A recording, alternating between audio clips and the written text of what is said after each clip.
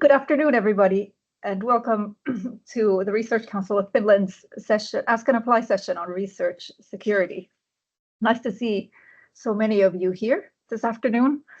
My name is Niskinen, and I work on the post-award side of our organization and have had the privilege to be part of our research security team that's led by Katriina Mahlamäki, who's going to be our speaker today. We've reserved, or there's the Q&A, I don't know what that's called, well, that you see at the top of the Teams meeting is where you can ask questions if something comes up during this afternoon session. We'll be opening that after Katriina's talk. And we have a colleague here who will reply in the chat, sorry, not chat, the Q&A box. If we don't have the time to reply to all of the questions, we will seek to do that after today's session. And there will also be a frequently asked questions a publication on our website where the research security information is. Additionally, this session will be recorded, and the recording presented by Katriina will be made available to you after today. Finally, some of you have sent us questions beforehand. Thank you for those, and we'll go through a few of those, or as many as we can, following Katriina's talk. And with that, I'll pass the stage over to Katriina. Thank you, Paula, and good afternoon, everyone. My name is Katriina Mahlamäki, and as Paula mentioned, I'm managing our research security project here at Research Council of Finland.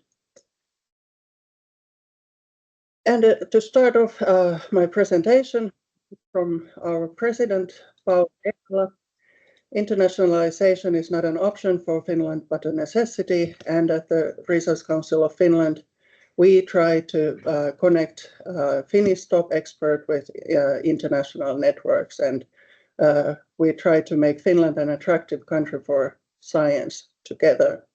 But at the same time, we must recognize the risks posed to us by the global operating environment. And this is what today's session is about. To set the context, openness, academic freedom, international cooperation, these are all essential for excellent research. But increasing geopolitical tensions, hybrid threat, risk of misuse of research and technology, and influence by third countries create some vulnerabilities that we need to address. And our aim is to support researchers in addressing these risks while preserving European values such as openness, ethics, and autonomy. And some key definitions, when we talk about research security, we talk about anticipating or managing risks from the transfer of critical knowledge or technology that may affect European or Finnish national security. But we also talk about malign influence, for example, from disinformation or trying to incite self-censorship among researchers. And we also mean ethical or integrity violations undermining European values. We also talk about critical knowledge and technology, and this means emerging and disruptive technologies and domains that are important for our economic competitiveness, social welfare, and security. And this includes dual-use potential. And risk appraisal in this context means evaluation of several risk factors, so organizations, partner countries, domains, and so on, that together determine the risk level of a project. There are some principles for responsible internationalization. We want to promote and defend academic freedom and institutional autonomy. So this means that your sites of research, your institutions, you have large autonomy on this subject. Openness and security have to be combined. following the slogan, as open as possible, as close as necessary.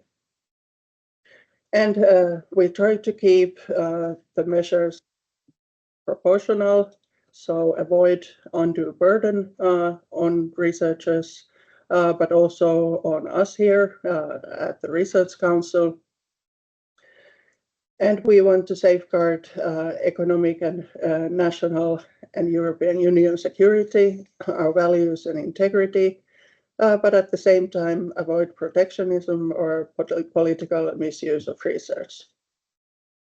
And we want self-governance by research institutions, and we try to make sure our policies are country agnostic and avoid any discrimination or stigmatization.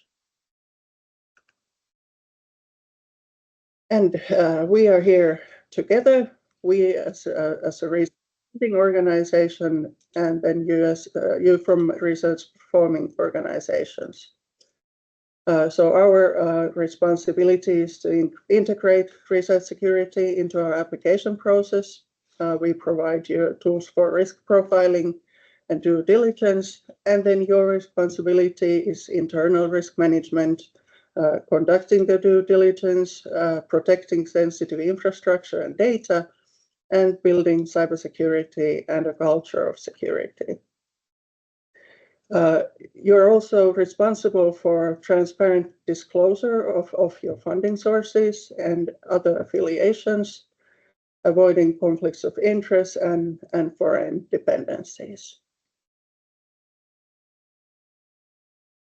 So together we must balance freedom, responsibility, and risk management. So academic freedom is important to us. All research topics remain permitted, but we share a common responsibility. So the researcher, their host organization, and we as the funder are jointly responsible, but the main responsibility lies within the researcher's own organization. But together our task is to identify and manage risks, and in extreme cases, funding may be withdrawn if risk identification and management fail.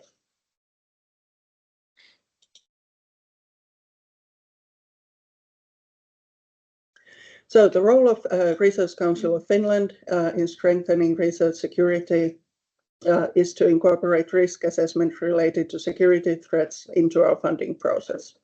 This is the main subject of today. But going forward, we will consider research security in our funding process, in our funding terms and conditions, and also in our own international cooperation. But our actions, they are based on information provided by the applicants and their host institutions. And as our president mentioned in the first quote, international cooperation is vital for Finland. So the international engagement enhances the quality of research, and it generates new scientific questions, research, and research fields. And our funding instruments are designed to enable international cooperation in its various forms. In addition, we support and fund international cooperation with our international partners at the European, Nordic, and global levels. And finally, why this is important to us is that we are also, we have this legal requirement due to the amendment of the Act on the Research Council of Finland that took place this summer. And it states that when carrying out our tasks, we must ensure that research security and the risks related to research projects, research cooperation, and the exploitation of research results are appropriately taken into account. But in safeguarding research security, a researcher's right to choose their research topic and methods may not be restricted. So this is the law that we base our actions on. Okay, what does this mean in practice? what does it look like when you are applying funding from the Research Council? The procedure that we follow is that all applicants are required to conduct a research security assessment as part of their application. This includes a self-assessment and, if necessary, a risk management plan that must be submitted as a mandatory attachment to all applications. And the site of research must confirm that security risks and their management have been adequately addressed in the application when they commit to an application. A sufficient security assessment and, if applicable, a risk management plan are prerequisites for funding approval. So this means that an inadequate plan may result in the application not being processed. And the decision maker later determines on a case-by-case basis what constitutes an acceptable level of risk. And all changes during the project, such as new collaboration partners, must be addressed. And it means that you have to redo the self-assessment of research security risks.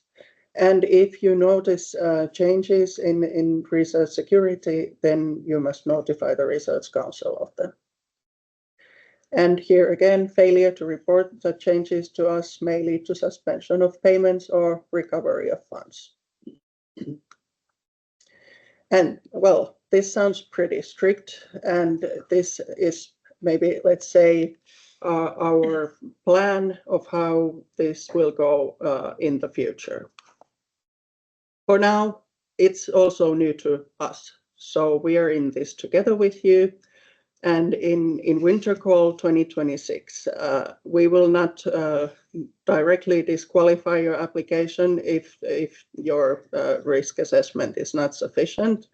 So please don't fear that. We will ask for clarifications if needed. However, again, failing to respond to a request may result in your application not being processed or funding being denied. So this is now something that we have to try and work out together. So what is a self-assessment and risk management plan that I have been talking about?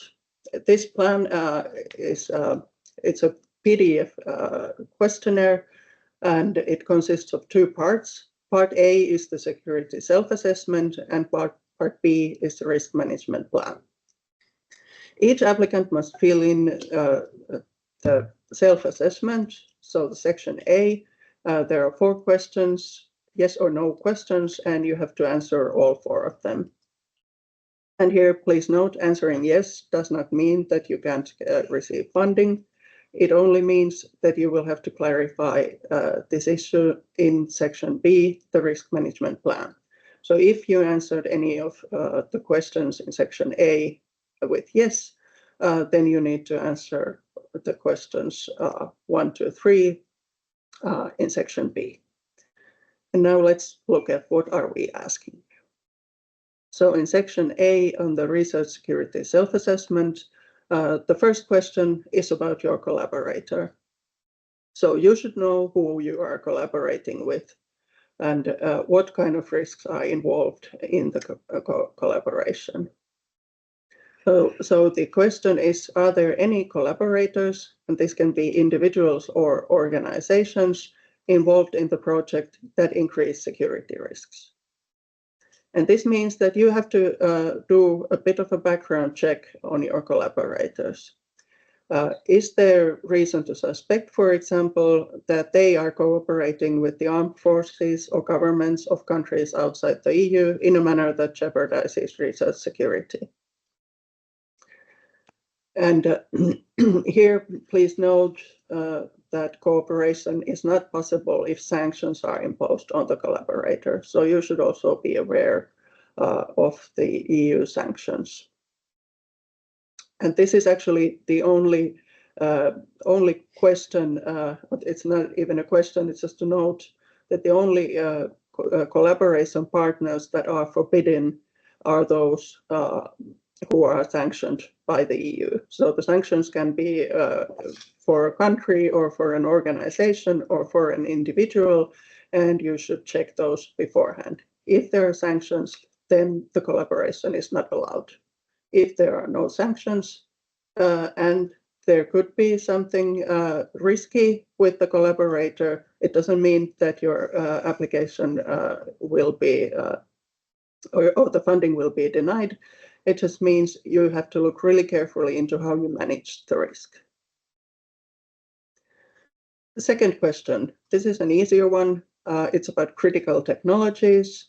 Does your project fall within the area of critical technology? And here you will find a link to the critical technology for the EU's economic security. And this is a list of technologies. So you check whether your research is on one of these topics.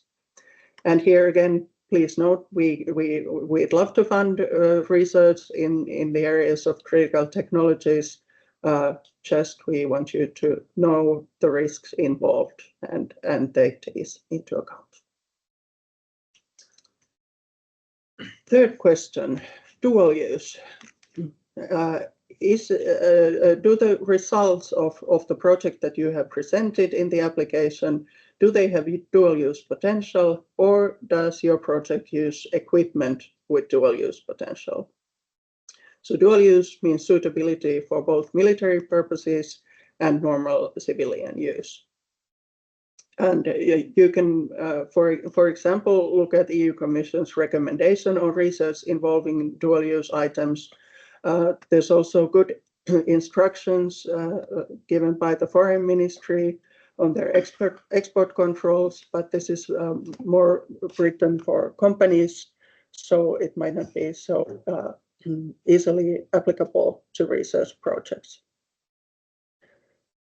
And here again, we are perfectly okay with funding dual use potential research, just that you need to know the risks involved.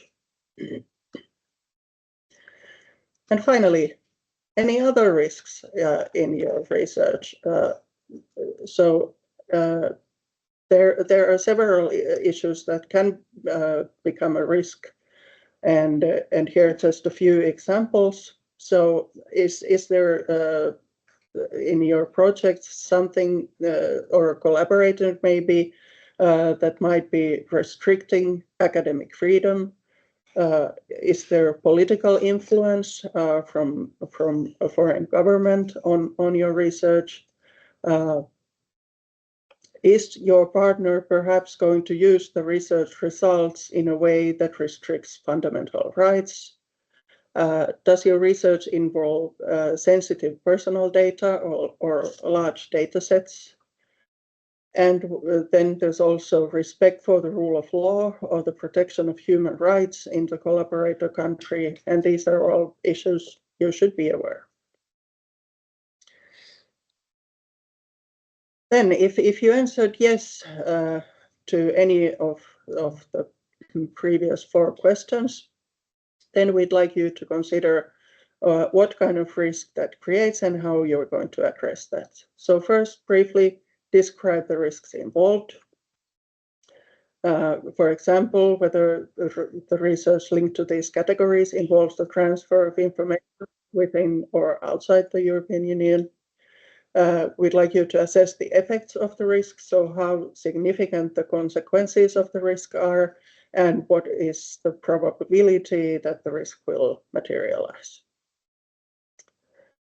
And finally, we ask you to present a risk management plan, describing the risk management measures, so how you're going to prevent, reduce, or manage the risks, and also how you're going to monitor the risk. So just note that it's not a one-time deal. You need to to monitor any possible changes. Okay, and does it sound complicated? Well, it can be. So if you need assistance, please contact the support services at your own organization. They are the ones who know the context of your research and the risk management practices at your own organization. And they can help you with the contents of your risk management plan. You can also contact us for any general questions, but please note that we can't give guidance on the contents of your assessment. So we can't help you write the assessment or the risk management plan. We can't say whether your assessment is sufficient or whether a collaborator is risky, and so on. But if there's a simple question, then please use the questions and feedback form on our webpage, and we'll try to answer that. And I'd like to also end this presentation with a message from Paula Eerola, our president. We must uphold our values, such as the rule of law and democracy, while also being able to engage in international research collaboration in order to address global challenges, even in cooperation with difficult partners. Collaboration with challenging partners requires a risk-aware approach, and these risks cannot be entirely eliminated, but they can be managed. So this means pursuing value-based cooperation that emphasizes transparency while also taking risks into account. And that's my presentation. And then I'll give the word back to you, Paul. Thank you. So now is the moment you can type in your questions if some have arisen. And whilst waiting for those, we thought we would talk through some of the questions that we received beforehand, as mentioned in the beginning. So the first question is a very practical one related to the appendix. Is there a maximum length to the research security appendix text, the free text part? And if you write in a long answer, the text shrinks. Yes, the text shrinks, so we don't have a specific length that, or a maximum length that you can type in, but as Paula mentioned, the text will shrink. So please keep your text concise enough for it to be readable. So please don't use copy-paste for any policies of your institution. Just the main points concisely enough so it stays readable. Thank you. Then there's a question about the Know Your Partner process. So can it be carried out after the funding is received, but before the project begins, or is it expected in the proposal phase already? Yeah, this is a good question because I know that some institutes already have their Know Your Partner process in place, and this is very good and very important.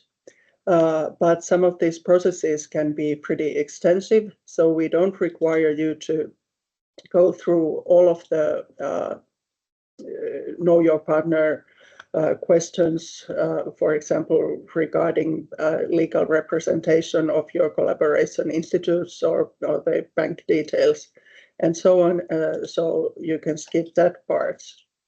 However, there are some overlapping issues, such as funding received from government or military sources by your collaborator, and the planned end users of your research output, sanctions, like I mentioned, and so on. So these you will already have to be aware of when you're submitting the application. So yes, you need to know your partner when you submit your application, but maybe not as deeply as required by some of the Know Your Partner processes.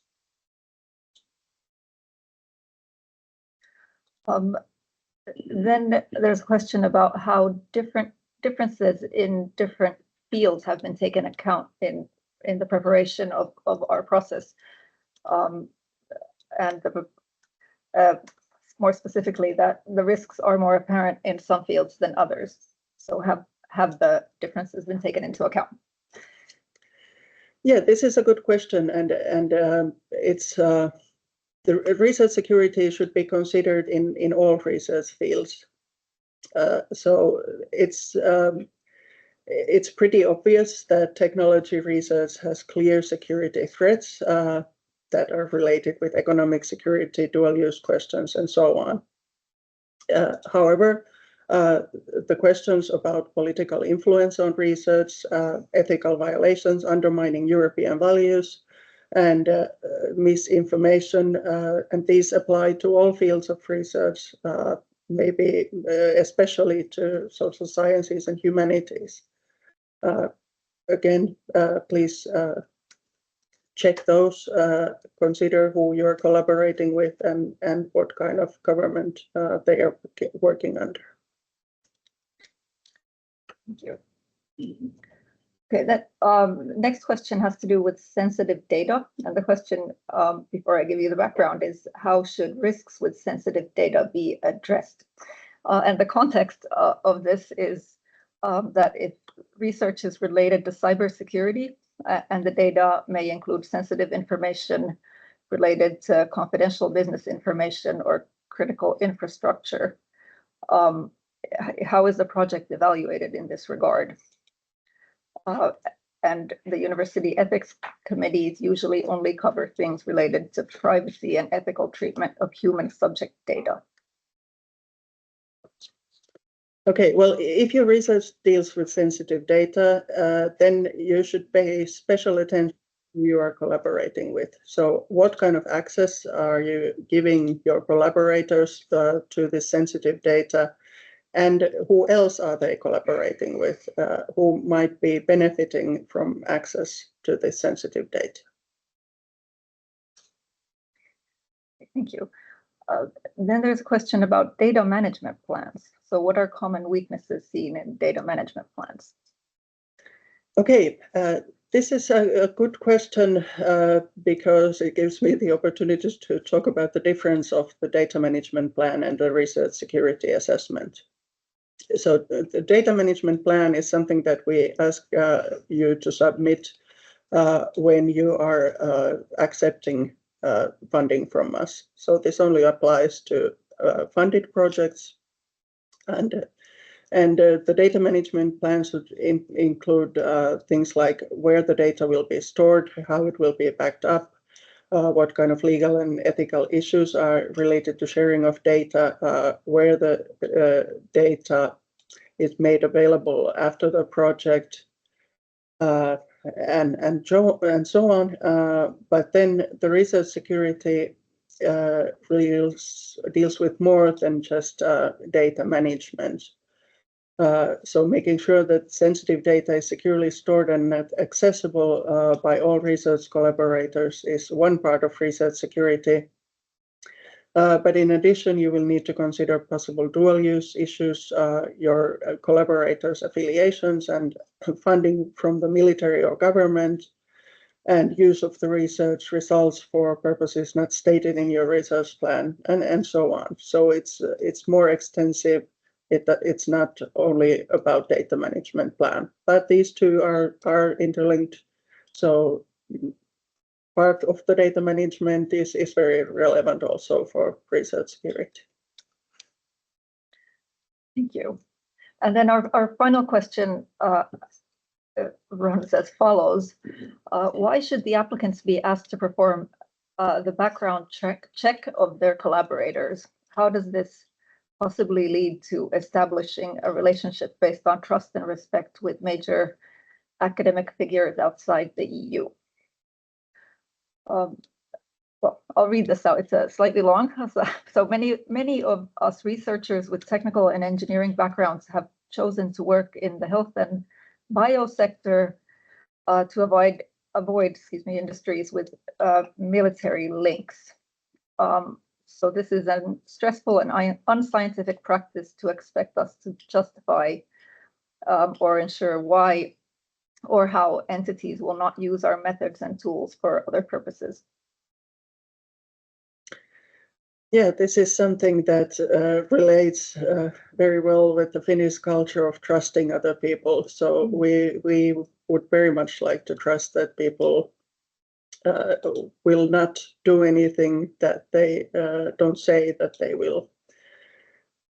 And while we would like to trust that our collaborators don't have other intentions, they might come from a different cultural background and perhaps from a country that views the common good or stability of the society as a higher good than human rights, for example. And then they might feel obliged to share the research results for other purposes that weren't mentioned to you in the beginning.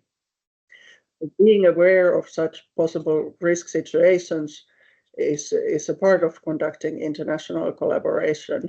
And let me just say that this is not something that only we here at the Research Council of Finland are considering at the moment. This is something that I know basically all of our European colleagues are doing at the moment. So if they don't have the processes in place yet, they will soon. And many of them already do. Some of them have a long history of considering research security, and we are not the first ones doing this. And what you mentioned about avoiding industries with military risk, well, this research security does not only apply to industries with military links. So, for example, the health and biosectors, they include several things that can be risky. For example, some biotechnologies are listed under EU's list of critical technologies, and health data can be very sensitive also on aggregate levels. So yes, this is indeed stressful and adds to the burden in the application process, both for you and for us.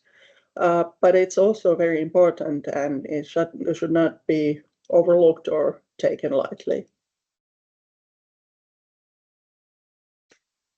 Thank you. So that was all the questions we had in advance, and there's many questions have been sent to us in writing. And well, we will answer as many as we can just now.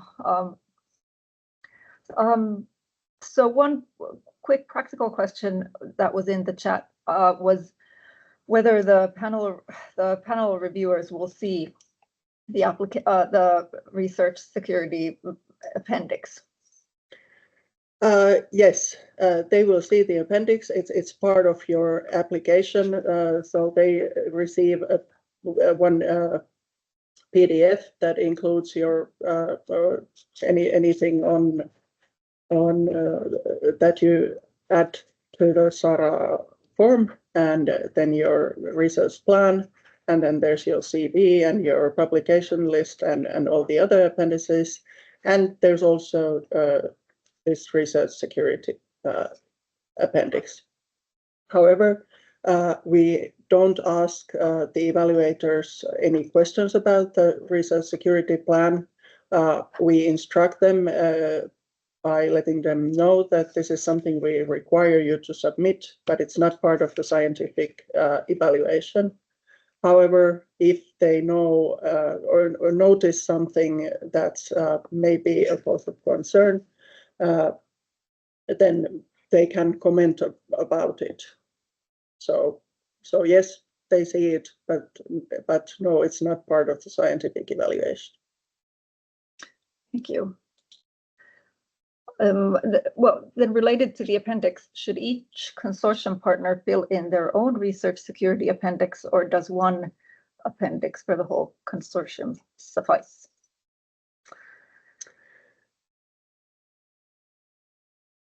Vastannut siihen siellä. Okay. I think yes, it's one for the consortium, and then you should include content from all of the sub-projects. So all of the co-PIs have to answer the questions from their behalf, but you only submit one. Okay. Then there's a question on the background check. So what kind of a background check do you consider sufficient for partner organizations? Well, you should know who you're collaborating with. So I would say that asking them if they have other affiliations, if they receive other funding, and well, any risk issues, then that would be enough. Discussing this with your partners. We don't expect you to hire private detectives to do background checks or anything like that. But of course, a lot of universities happily publish on their website information about their collaboration with the defense industry or military. So you can also just check what kind of information they share about themselves. Thank you. Then there's a question on how we ask applicants to assess the effects of the risks. For example, how significant the consequences of the risk materializing would be. What level should be taken into account when estimating the effect? So, for example, the world, for society, for Finland, for individual people. Well, this of course it depends on the risk. So if the risk is well, let's say on respecting human rights, then it might not be materializing in Finland. It would materialize in your collaborator country, and so it really depends on what kind of risk you are talking about. But of course, we are talking about national security and European values, European security. So this is maybe the point of view you should take. Then I think more than one people have asked where one can find the lists of EU sanctioned institutions and individuals. I think we have a link on our webpage, but if you just Google for EU sanctions map, you can find the list. So it's easy to find online. Okay. I'm trying to pull out ones that haven't received an answer. I'm sorry.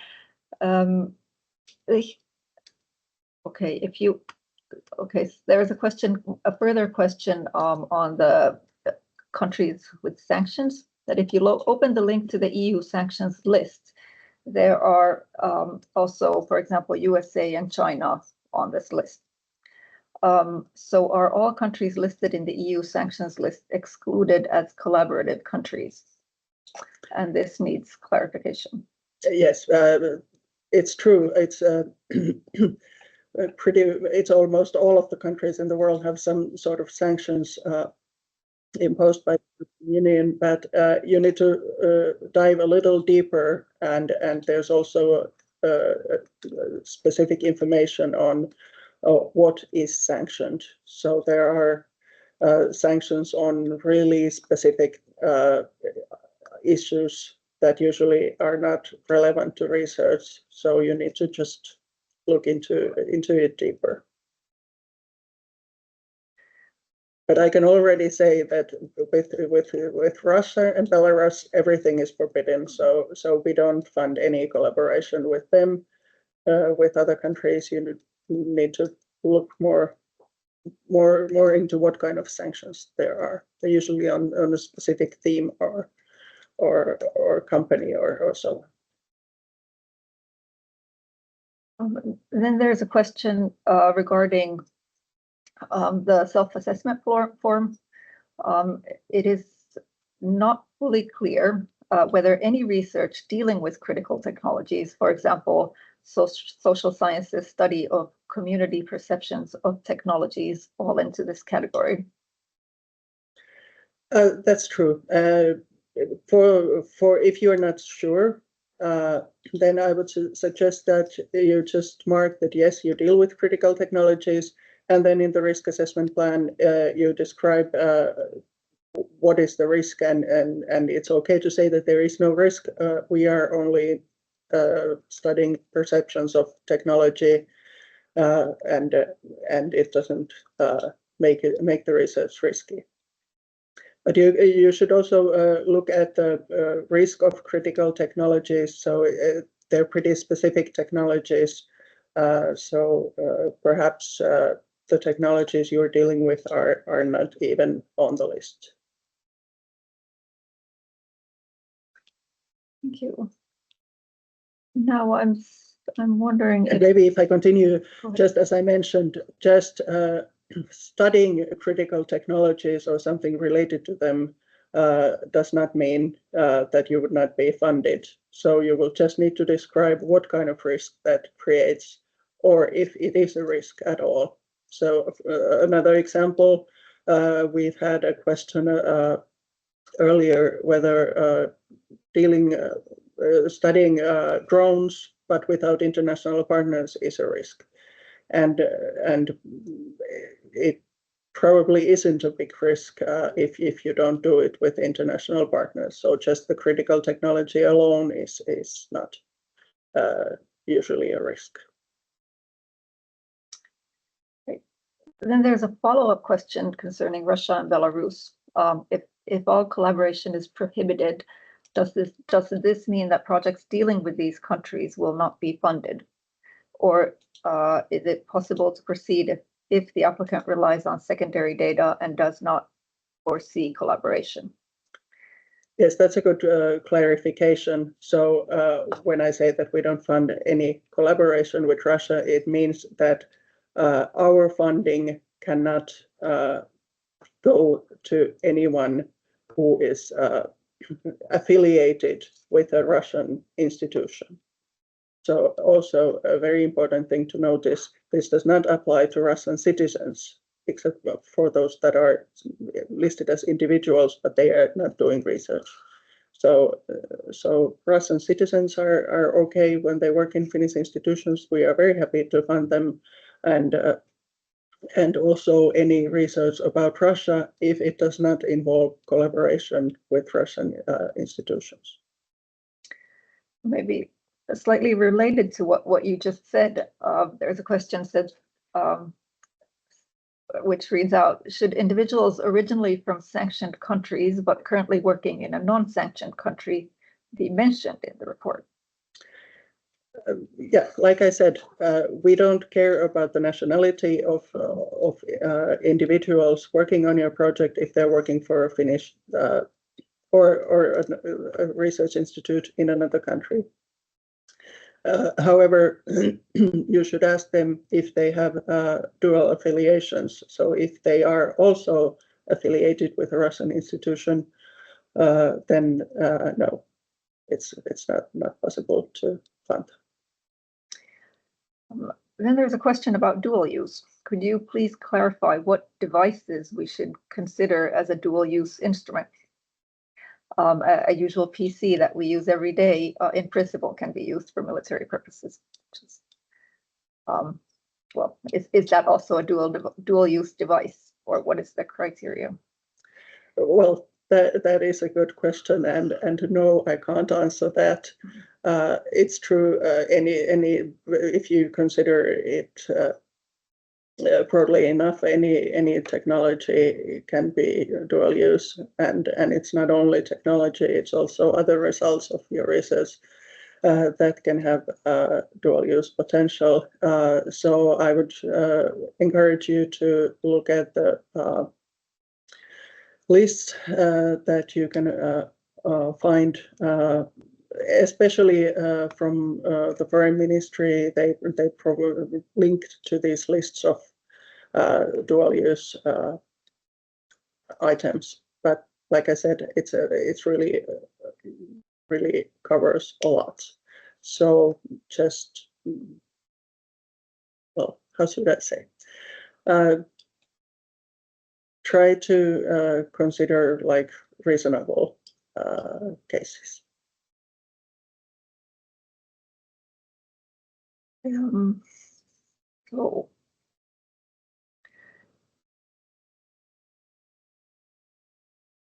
I'm just running through, I Täällä on think, yksi. Ottaa sieltä. can we, but there's a further question about lists. Okay, so when considering collaboration partners for the question 1 of the self-assessment appendix, must the background check be done also on the partners that are EU universities or affiliated to EU universities? Well, in principle, we consider, we talk about third countries, so countries outside the European Union, but of course there are special cases also within the Union where there might be some risks. So again, you should consider whether there's a risk involved. But in principle, we talk about partners outside of the EU.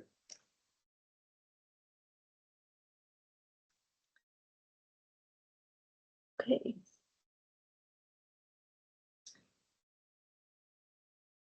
What have we, or maybe there's a Marie Curie question, which is not, yes, so yeah, there was a question about whether the research security appendix is a public document. So it says, Yep. well, yeah, it was slightly longer, but you understand the question as is, yeah. And the answer is yes. So it's a public document. All communication with us as a government official office is public, except for some, or there are some exceptions, like the contents of your research plan. But as this is not part of your research plan, then this is a public document. Yes, so as it was stated in the call text.